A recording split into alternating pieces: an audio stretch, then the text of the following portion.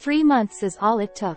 I'm new here. I don't know the acronyms that to use, so I'm just going to spit out how I'm feeling.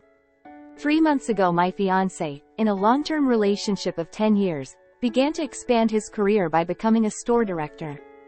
This would mean training at another store in another town.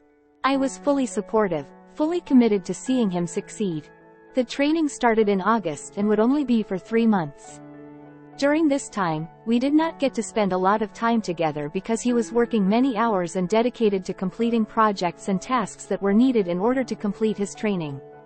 When he would pass one section, I would celebrate with him champagne, a card, flowers, beers, you name it, just something small to tell him that I supported him, and I was so proud of him. One day he asked me if he could meet with another trainee that was also going through the program, so that they could work on their projects together.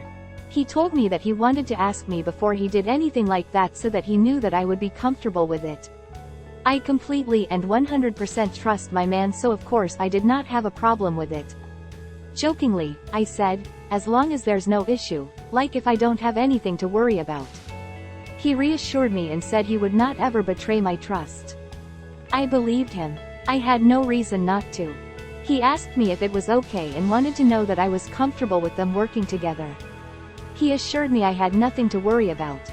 Over the course of the 3 months, they've met 8 times for lunches that I knew about. We text and call each other multiple times a day to say I love you, I miss you, or just to check in and see how our days are. We live together. So, he's home each night and we do what married PPL do. This is the usual thing for us every single day, and every day of these 3 months. I would say around a month and a half I got a weird feeling. I thought that maybe it was just my jealousy of not spending time with him and beginning to miss him, and that was weighing on me. So, I let him know my concerns, and that I was starting to have a little bit of jealousy. He was very reassuring, very supportive of my feelings, and continued to reassure me that I had nothing to worry about. We were in this for life, and there was nothing coming between us. He would never allow that. Their final certification was to take place over 2 days in another city. This would mean he was staying at a hotel with 14 other program grads. He told me that she had asked that she could ride with him to the event and ride home so that they did not have to drive separate vehicles. I wasn't comfortable with the idea, but to not seem like a crazy jealous person, I agreed. The day before he was to leave, my gut instinct took over every part of my normal being, and I had a panic attack.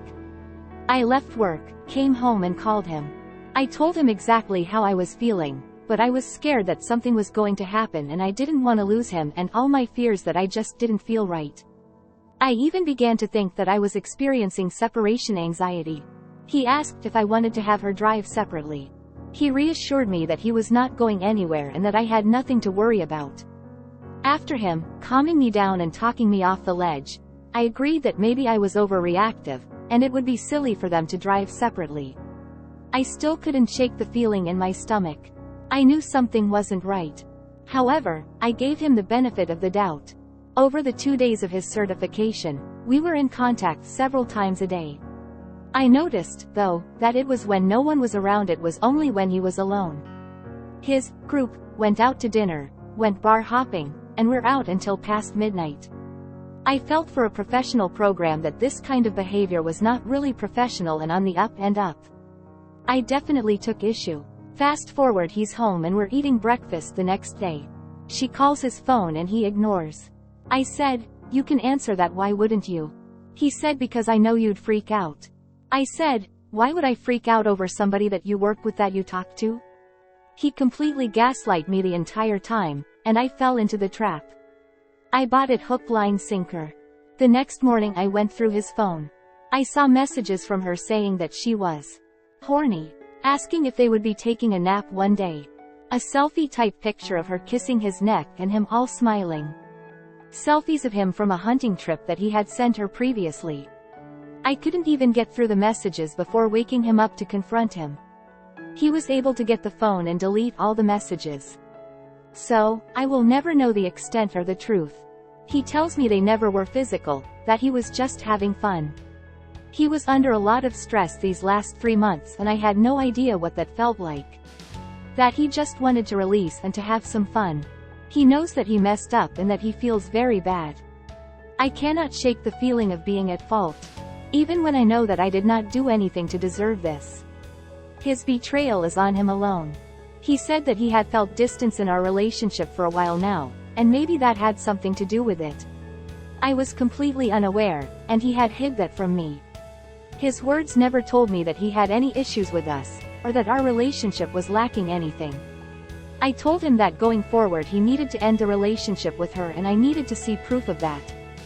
He did accommodate me by texting her and telling her that their relationship is strictly professional, and that he apologized to her if you had let her on. She knew about me.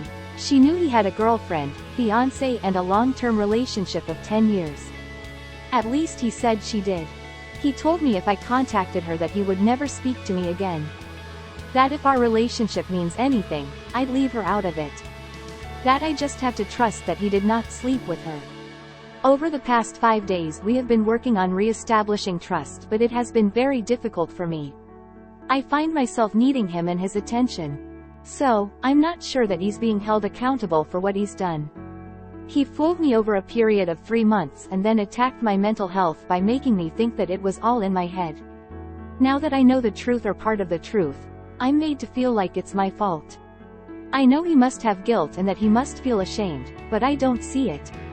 I know that he is sorry, but I don't feel it.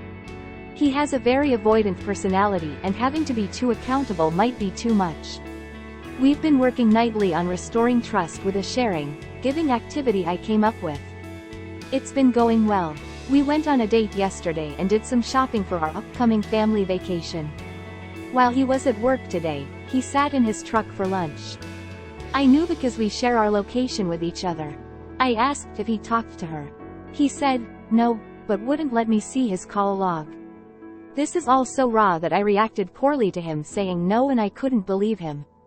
I want to. He said he hasn't spoken to her since he ended it. Says that he wants nothing to do with her and he was just having some fun, wants forever with me, etc.